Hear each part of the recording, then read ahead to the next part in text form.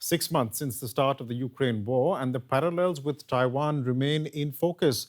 Large authoritarian powers with global ambitions claiming sovereign rights over a smaller democratic neighbor. The Kremlin has steadfastly dismissed Ukraine's right to exist as a nation, insisting that it historically belongs to Russia. Likewise, China sees the island of Taiwan as an indivisible part of the homeland and has promised a military response should it ever declare independence. Taiwan's fears that it could be next to suffer an invasion are clearly not unjustified. But 6 months after Russia crossed the border into Ukraine, is China any closer to doing the same in Taiwan? Recent months have seen tensions across the Taiwan Strait climb to their highest level in years, spurred on by high-ranking visits from the United States. House Speaker Nancy Pelosi's trip to Taipei just a few weeks ago drew an angry response from Beijing, which launched massive military drills around Taiwan. The parallels haven't been lost on Russia's president, who loudly supports China's territorial claim to Taiwan and accuses the U.S. of provocation. The American adventure in relation to Taiwan is not just a trip by an individual, irresponsible politician, but part of a purposeful, conscious US strategy to destabilize and make chaotic the situation in the region and the world. For more on this, let's bring in DW's William Yang in our Taipei bureau. William, what is the feeling over there? Has the Ukraine war signaled a new phase in China's aggression towards Taiwan? I think there's definitely an added feeling of urgency over here in Taipei since February, especially among the citizens. We have already seen an increase of people participating in self-organized training for self-help and first aid kind of activities, and at the same time there are also private companies that are offering weapons boot camps for those who are hoping to acquire more combat readiness experience. And at the same time, people are also expressing their willingness to be participating in the government's renewed kind of increased intensity for the reservist training schemes. So I think these are all the signs that compared to the past when Taiwanese people felt like the military threat from China is still kind of like a distant thing in the future, the Ukraine war made them realize that rather than hoping that other countries will step in and intervene when China prepares to militarily invade Taiwan, Taiwanese people should also have the ability to defend itself, because at the end of the day, they think and they see what happened to Ukraine is that most of the actual fighting is coming from the Taiwanese people and the Taiwanese troops. You know, you talked about international support. Let's talk about that. Ukraine has had a string of high-level visits from U.S. officials. Has the Ukraine war strengthened international support for Taiwan? Yes, definitely. I think we saw a couple different delegations visiting Taiwan, including the very controversial visit of the U.S. House Speaker Pelosi. And even though that visit really triggered a heightened response from China, including a 7-day military exercise around Taiwan, but we are continuing to see different delegations, including from the U.S., and currently there is a Japanese parliamentary delegation, and later this year there is going to be a UK Parliament delegation, a Canadian Parliament delegation, and a Danish Parliament delegation, all scheduled to visit Taiwan in the coming months. I think these are all signs that despite Beijing's warning and these very provocative and heightened and more dangerous kind of military exercise and activities around Taiwan, it is not deterring the international community to show its support by sending their delegations to visit Taiwan. Thank you so much for joining us. William Yang, DW reporter in Taipei. So while China has set its sights on Taiwan, it has firmly refused to condemn Russia for its war in Ukraine, something born out of the no-limits friendship Chinese President Xi Jinping and Russian President Vladimir Putin agreed to at the Winter Olympics in Beijing in early February. And since then, China has sought to frame Russia's actions in Ukraine as being the only option Moscow had to push back against US-led expansionism. The key to solving the Ukraine crisis lies in the hands of the United States and NATO. We hope the United States and NATO, as the culprits of the crisis, can reflect on their roles in the Ukraine crisis, take up their due responsibilities, and make practical actions to resolve the conflict.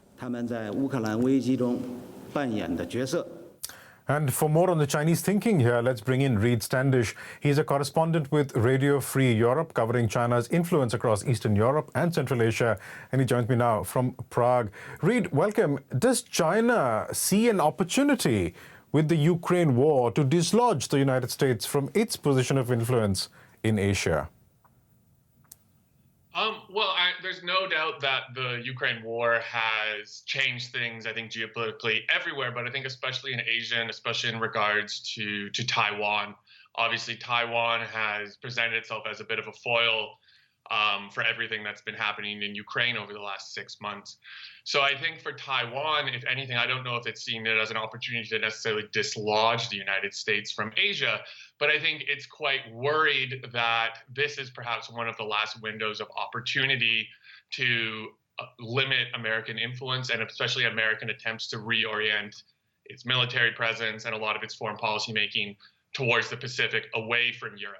This invasion, in effect, has forced the United States to turn its attention towards Europe at a time when American leaders have been talking about China and the Pacific being the main theater of the next century. So I think China sees the Ukraine war as this factor that has really changed things. And I think that they know that they have a short window and if they're going to secure their interests and prevent America from going against theirs. Right. Let's speak about the Chinese influence in the Pacific and in wider Asia. Does the no limits partnership it has with Russia give it an upper hand in achieving that goal? Well, it's difficult to say. Obviously, Russia is in a lot weaker position today than it was 6 months ago when Xi and Putin declared this no limits partnership in Beijing at the launch of the Winter Olympics. It's clear that policymakers in Beijing, they are invested in this relationship, and given everything that we've seen Russia do, whether that's been, war crimes, everything, all of the violence and violations we've seen on the ground in Ukraine, none of that has really seemed to have damaged this partnership. And the main reason for that is that Beijing knows that it needs a superpower like Russia, one with especially its Security Council seat and its nuclear power, or its nuclear weapons and its influence around the world on its side, if it's going to grow its influence, and especially if it's going to resist what it sees as U.S. encroachment on its interests. Right. You spoke about Taiwan as well. Let's just talk a bit about that. Now, there's a lot of views that when it comes to the lessons that China is drawing from the Ukraine war, but very specifically, Reed, is China watching the Western response to Russia as an indicator of what could be in store for it if it invaded Taiwan? Absolutely. And I think that it also cuts both ways. Not only is Beijing seeing this as an indicator of how the West would react, Taipei's also been watching very closely, learning military lessons from Ukraine on the ground about how to resist the potential invasion. But going back to your original question, I think definitely there's been a lot of, especially in regards to sanctions, I think that the economic response, especially from the European Union and the United States and the West at large, and how unified it has been and how deep cutting it has been, I think not only caught Moscow off guard, but also caught Beijing off guard. And obviously the Chinese economy is much larger than the Russian economy. It's much more integrated globally, and the West is much more dependent on it than, say, Russia is. So I think that maybe Beijing feels it has a little bit more cover here in terms of getting hit by sanctions. But seeing that kind of response, I think, has worried China. They've been looking into and exploring different ways about how to protect themselves, especially against sanctions, which could obviously hurt their economy, which is the central factor of the Communist Party's hold on power in China. Reed, we'll leave it there for the time being, but thank you so much for joining us today. Reed Standish from Radio Free Europe. Thank you so much. Like China, India too refused to condemn Russia for its invasion, but unlike China, it wasn't an act of support for Moscow, but a strategic choice for New Delhi. The two countries have very strong ties dating back to the Cold War, and Russia still supplies the bulk of India's weapons. It's a time-tested friendship that saw the foreign ministers of both sides meet in Delhi in early April, with Russia only too keen to offer India whatever it needed.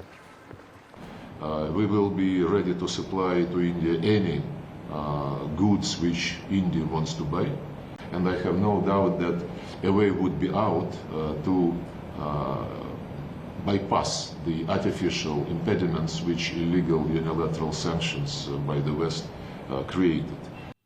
And we saw how, despite sanctions, India increased its purchases of discounted Russian oil by a factor of 5 when compared to last year. So does that provide an indication of where Indian foreign policy is now headed? DW's Delhi Bureau Chief Amrita Chima has more. India appears to have found its balance on the diplomatic tightrope when it comes to the war in Ukraine.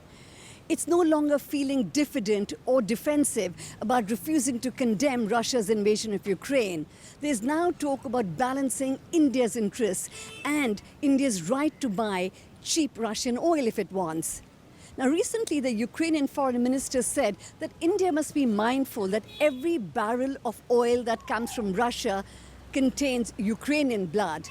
Now, his counterpart, the Indian Foreign Minister, S. Jaishankar, said he has a moral duty to look after the needs of his people.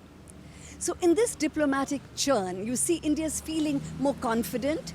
It wants to enhance its diplomatic space on the international stage. It wants to use leverage for its own strategic interests, especially when it comes to countries like China. The two neighbors are rivals and have a very tense relationship. Now, in this situation, if Russia and China come closer together, things could get very difficult for India. Because after all, India is very reliant on Russia in many ways, especially military hardware. So India might aspire to have a neutral position in a multipolar world, but if things go the way they might go with Russia and China coming closer together, it would not be easy for India at all.